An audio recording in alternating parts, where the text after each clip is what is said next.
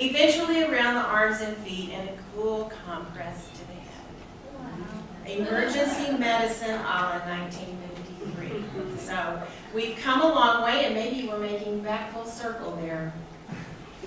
So one of the things that we did was we developed our heart-shaped community education program.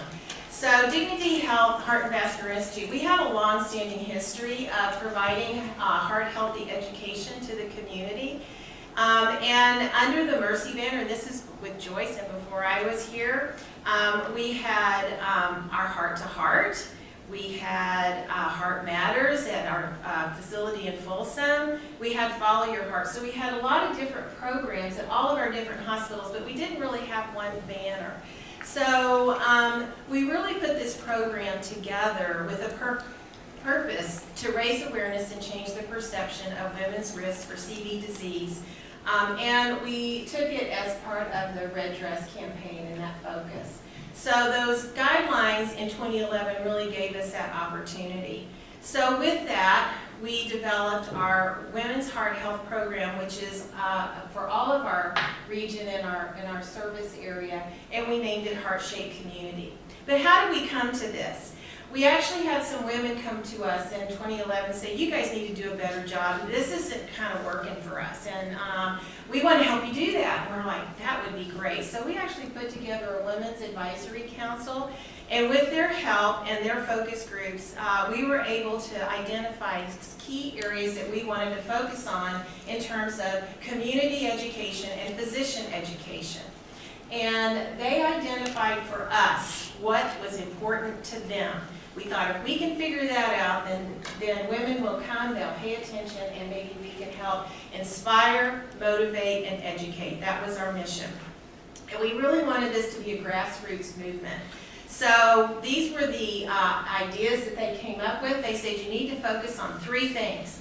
You need to focus on exercise or movement, nutrition, stress reduction, and then last year we added in hands-only CPR. That was just something that we felt that was really important that we add in for part of our community service. So what I'm going to do is kind of run through our programs and show you what those are. We have a format when we provide the community education in that we have a topic and we have a speaker that is knowledgeable about that topic.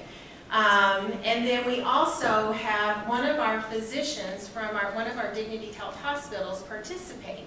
Dr. Dee Dee Singh, who is back there in the back, she's one of our female cardiologists with Dignity Health. She's participated in several of these with us. So we always have a cardiologist go over women and heart disease and risk factors or something associated with maybe whatever the topic is. We make it fun. We have health screenings. We also have a store, shopping. One of our folks in our Heart and Vascular Institute makes jewelry, and she's extremely creative. So she makes jewelry, and then we sell that as for donations to help us be able to continue these programs. So I'm just going to kind of run through this. So activity and movement. So we dance, we stretch, and we walk. We've done it all to get people motivated, and the real gist of this is do what you love to do, just get up and move. So obviously we are great supporters of the American Heart Association, so we do collaborate with them for the Heart and Stroke Walk, which is always in Sacramento. It's always in September. So we send out flyers to get our women's teams to be able to participate and encourage them to participate. And these are just some shots of the Dignity Health team over the years. And as some of you may know, last year and then for the next 2 years, Dignity Health is a major sponsor of the American Heart Association Heart Walk. Last year we had 1,700 participants on our team and really promoting that throughout our organization. We also have some of our patients participate in the Heart Walk with us. This happens to be our VAD patients that were there that year. And we also collaborate with our Neuro Institute because it is the Heart and Stroke Walk now, no longer just the Heart Walk. So very fun. At the event, we always have screenings, walk the path to heart health, so we have all the risk factor areas for risk factors, and really encourage folks to go through those areas and get screened and tested and get more information in a fun way about their heart risk factors. So again, trying to incorporate fun with some education as well. When we first started the program for 3 years, we actually did what we call our Day of Dance. It started with a big event in Folsom at the event center there, and then for the next 2 years we did it in various locations. One of the other things we do with our program is we don't have it at the same place all the time. We move it around town because we have 6 geographic areas that we are covering in the Sacramento area. So we move it around town, and so we have show, we'll travel. So these are very fun. We always get about 125 to 175 people at our community events, and they're really all about having fun, learning something about heart disease, and learning a new skill that they can take with them when they leave. They will learn something. So you can see there is a picture of like our panel discussion at this particular event. We have fun t-shirts and things. Again, we try to make this fun so women will be inspired. Another little spin that we did for a couple of sessions was around peripheral vascular disease, because the risk factors for PVD are very similar to coronary disease as well. So we actually did what we called Shake a Leg, and we had our vascular physicians participate in that. And that was all about movement and getting, walking and doing activities to help reduce the incidence of PVD. So those were some of our activity-related ones, and we don't call it exercise. We never say we're going to go exercise. We just say we're going to go get up and move and do an activity. The other idea, the second topic that they wanted was nutrition, so eating healthy. So we do these at least once or twice a year, again, all around town. We call our nutrition activity Eat Your Heart Out. We've done them just at various locations around town, as well as when we first kicked this off, we did something down at Mulvaney's with Patrick Mulvaney as our guest chef. So that was very fun. Trying to be creative to keep it interesting. Tracy Toms is our heart educator, and she is really the one that helps put all these programs together. She is a registered dietitian, and when we wanted to start this program, we needed some money. So we went to the Mercy Foundation. They actually gave us a grant to get it started, which paid for Tracy, a part-time position for Tracy. So we started with a grant from the Mercy Foundation so Tracy could work to start to put these programs together. And that was in 2012, and then we have been able to operationalize her now so that she is part of our staff ongoing. We have our physicians. This is just a picture of Dr. Concepcion, and you can see the sort of programs that we put together where we have our physicians speak. We do a little stretch break, nutrition, and then cooking demonstration. Again, mixing it up so that it's fun and people can really get engaged, not just sit and listen, but actually get engaged. These are just some other pictures of some of our guest chefs and our rooms. And we give people, this one we actually gave people little potted plants of herbs that they could take home so that they could learn to cook with herbs and spices. Stress reduction. This one's been really fun because stress reduction can take the shape of many different things. So we laughed, we colored, and we spawed. And they've all been great fun, and again, I think very informative for our participants. So one of our first things was a morning just for you. We called it Laugh, Learn, and Lounge. We did this about 3 times. And with the whole idea of laughter is good for your heart. And it's a stress reducer, so we should all laugh more. So we did it a couple of times. We provided this education in various venues. One was up in Roseville. This one's over at San Juan Medical Center. And so there we have our panel discussion. There's Dr. Singh right there. And Dr. Joshi, who's one of our other cardiologists. And Jack Gallagher was our comedian. So So we had him for a few years, and of course, he's hilarious. So everybody enjoyed him. The next, after we did that a few times, we thought, okay, we got to do something else. So this was about the time that all of these coloring things came out for adults that are stress relievers. So we developed one called Color Me Happy. And we've done this a couple of times. And again, all at different places in town. Elk Grove, I think this one was down in Elk Grove. That looks like over back in Carmichael again. And out in the Davis area most recently. So those have been fun, and people get really creative. And then the other thing that we've done is spas. So we partnered with our marketing department that was doing something at the Palladio in Folsom. And so we had Feed Your Body and Soul, and so we were a vendor there. And again, all of these venues, we take the opportunity to do education to the community, do a little screening, and have fun while we're doing it. The last thing that we added was hands-only CPR. And part of it was, this is something as health care providers, we know that not enough people in the community know how to do hands-only CPR. And in some communities like Seattle, if you have a cardiac arrest there at a hospital, you're more likely to survive than if you have a cardiac arrest in Sacramento. So we took that on. We had a physician education symposium that we do every year, and one of the speakers was talking about this, and I just thought, that is not right. We have to do something about that. So we decided that we would start hands-only CPR seminars patterned after our Women's Heart Health, and just add it to that list of events that we did.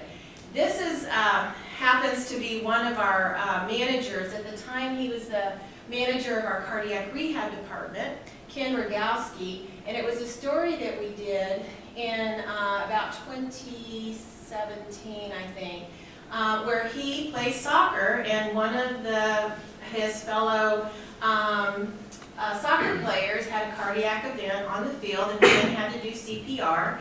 And he was taken to Mercy Folsom because it was out in that area, and then he was transferred to Mercy General for some definitive treatment.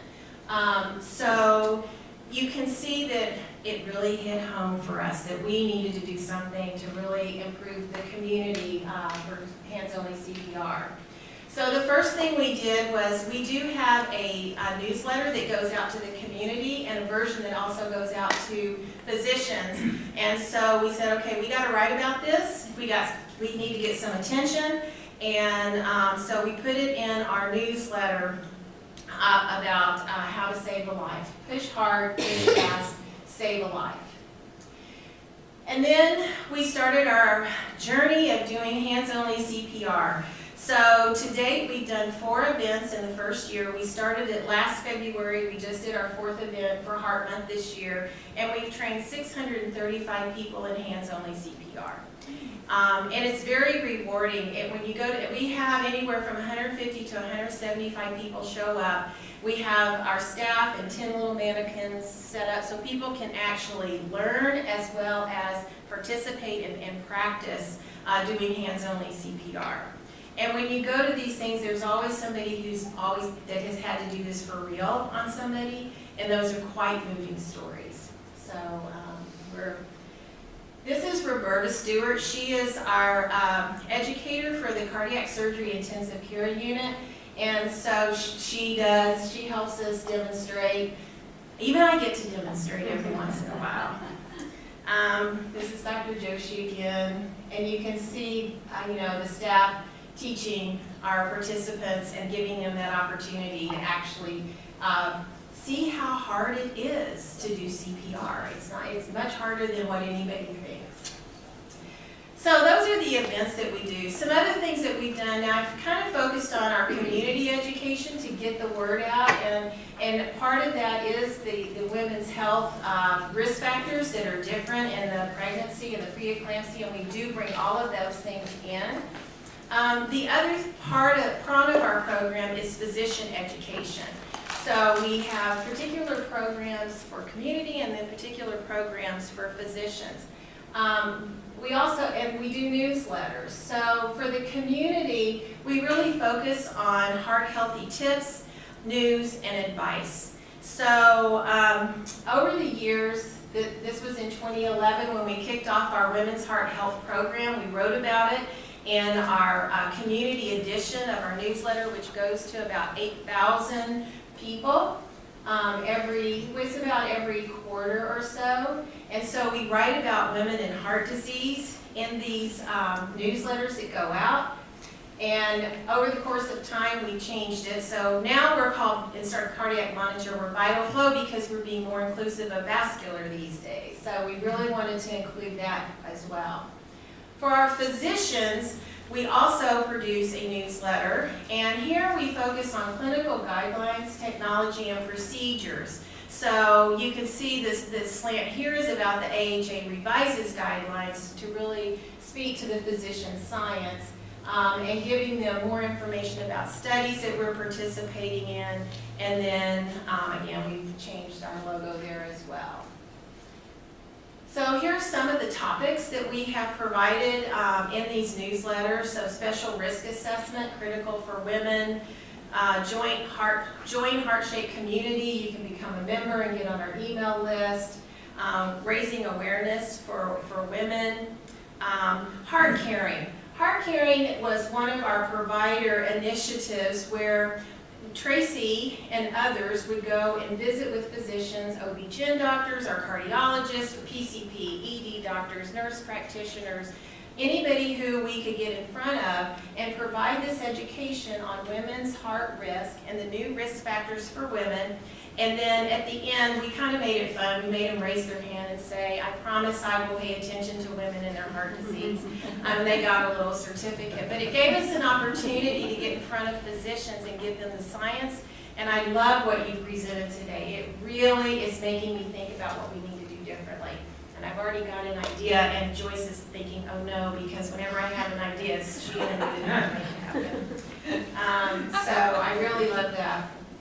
And then other, just different information about women, and that women do have heart disease and women do have procedures. So you're thinking, well, golly, y'all been having a whole lot of fun out there. Does anybody care? Does it make any difference? And so what? So just by the numbers from 2012 to 2019, from the community perspective, we've done more than 50 events around town. We've provided more than 20 different topics. When we add it all up, we've had over 16,000 participants in all of our 50-plus events. And whenever we have these events, we ask people if they want to become a heart-shaped community ambassador, which means I've been to an event and we get their email address, we add them to our email list so that they can get notified of all of our events. Plus, we send out on a monthly basis email, like a little topic of the month, and social media and a lot of other those digital avenues that have really grown in the last several years. For our physician impact, we've done over 75 physician presentations, over 450 heart caring certifications, and I tried to add up how many touches we've done through newsletters, email, social media, and I couldn't do it. But I know it's hundreds of thousands of touches that we have provided, and trying to do it in a consistent way, because you can't tell somebody something once. You got to tell them at least 3 to 7 times before. Third time they go, oh, have you been trying to tell me something? And then by about the 7th time, oh, now I get it. So we really do try to keep honing in those messages. So we do evaluations when we do these events. So I picked out some of our evaluations for our 3 major events that we provide. So this was a day of dance, and you can see here, these are the questions that we ask. Does this make any difference? I will pay more attention to my risk factors. I'll talk to my doctor about my risk factors. I'll eat a healthier diet. I'll incorporate movement and activity. I'll manage my stress better. I'll encourage my friends and families to take heart healthy actions, because one of our tenets is that if you get the woman's attention, that will have a ripple effect to all of her family, her friends, caregivers, etc. So we want to know, are they going to be that ambassador to take that message and go forth and conquer and make heart healthy choices. I will attend the day of dance next year. We always want to know, well, was it good enough you want to come back? And will you bring somebody when you come? Because it's that grassroots movement that we really are trying to encourage. So what you can see here is likely and very likely are where we hit. So we were pretty happy with that. People really enjoyed that. And it made them think about their health and what they would do next. So that was our day of dance. Our next one was the Eat Your Heart Out, our nutrition. And again, kind of the same kind of questions, but regarding the nutrition topic. And again, you see on a scale, this one was on a scale of 0 to 5. Everything is up here in the 4.5 to 5 range. People are paying attention and thinking, there's one thing I can take and actually make a life change. And then for our stress reduction, this was one for our Laugh, Learn, and Lounge event. And again, you see the same thing. So people do listen, they do take something with them. So we also have some comments. So some are kind of, they were inspired, motivated, and taken action. So I've observed many women neglect their own health while caring for others. That was true for me until I had my own health crisis, cancer, which was my wake-up call. Now I'm on a mission to make sure I take care of this body and mind. This was inspiring, informative setting within which I could say, I need to get informed and take charge of my own health. That is what we are after. We are trying to empower people to really pay attention. I will be making lifestyle changes due to this event. As I mentioned earlier, we always enjoy these events. Always good to learn and be aware of common issues and remind us that our health begins with me. My wife and I really enjoyed the morning, and now we can work on reduce stress and keep our heart healthy and strong.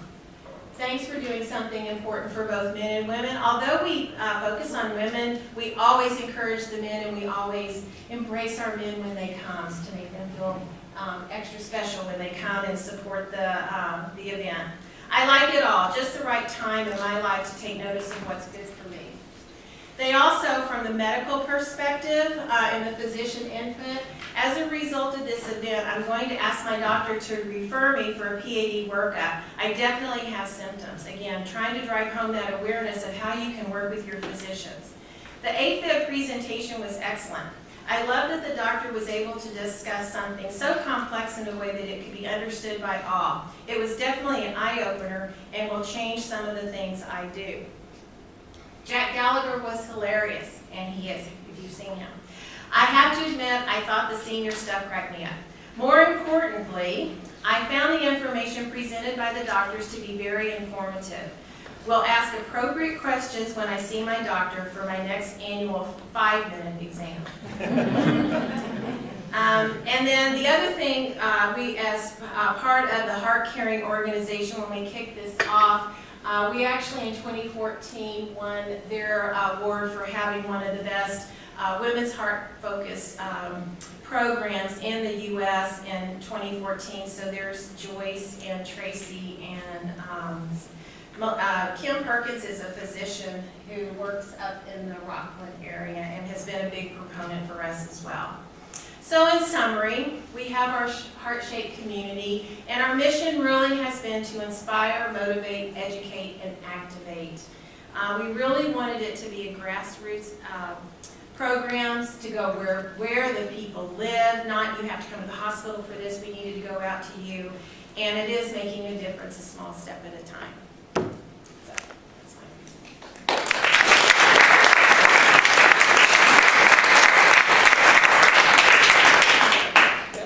Questions? Yes. Thank you for your Thank you for your presentation. I appreciated hearing about the 4 components again. So the third bullet about the stress, and then I just wondered about do you incorporate other behavioral health components into yours, like depression and heart disease are huge? right? But I don't know much more about that, so I didn't know if you've been thinking about that. Sometimes we talk about that as a risk factor. We haven't done one particularly about depression and heart disease because I don't know anybody to show up.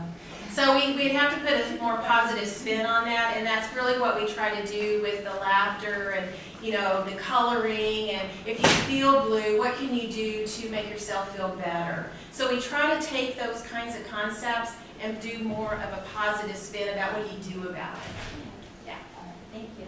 I was wondering, Matsu, I'm involved with, I've been involved with the Heart Association and American Cancer Society, and as you probably know, ACS, in every event, professional, public, media, there's always survivors, as they use the term. And I wonder if you, similarly, whether you call them thrive or survivors, whatever your term is, people, women who are dealing with or have overcome cardiovascular disease, is that, or do you use them in kind of similar ways as advocates as cancer does? We call them ambassadors. Yeah. For our program, there are Women Heart Ambassadors. We don't really label them as survivors or, because a lot of the people that come are mixed to our programs. They're a mix of people who haven't had it and those who have, and you get a big mix. So no, we don't really call them survivors specifically, but we encourage ambassadors. Okay, thank you. I'll ask you a question. What would you recommend to other systems in starting a program to activate their patients? So I just asked one of my colleagues at the Air Force, do they do something like this? And they did, but they had to drop it due to budget cuts, and they're trying to get started again. So any advice? That is a reality of these kinds of community programs, is that they're usually not very well funded. It's very hard to show a return on the investment. So when I put on my administrator hat, I have to think about how am I going to sell this to the administration and what is the return on the investment. And if I can't really show bottom line, then what are maybe some of the intangibles and alternate sources of funding? So that's what we call it. You gotta have a source of funding.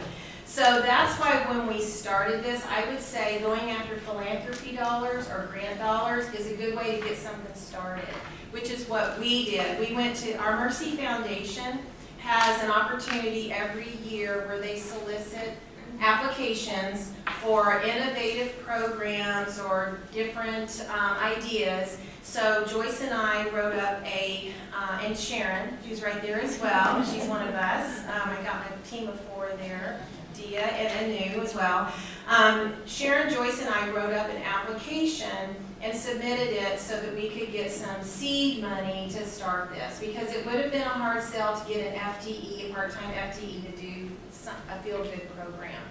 So we did it, and that established it in our budget. And then at the same time, we worked with the foundation to actually get some donations. So we were successful in getting some of our Women Heart ambassadors and part of our advisory council to give us some donations so that we have some seed money to continue. So the events themselves, we pay for out of our foundation account, our philanthropy dollars. And so our cost is really just the half FTE of Tracy.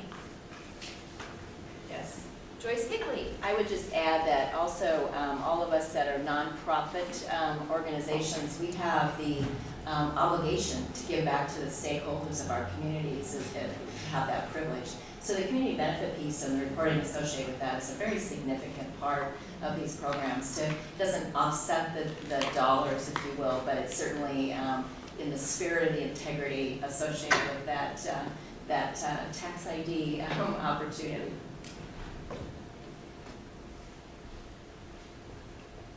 Okay. All right. Thank you.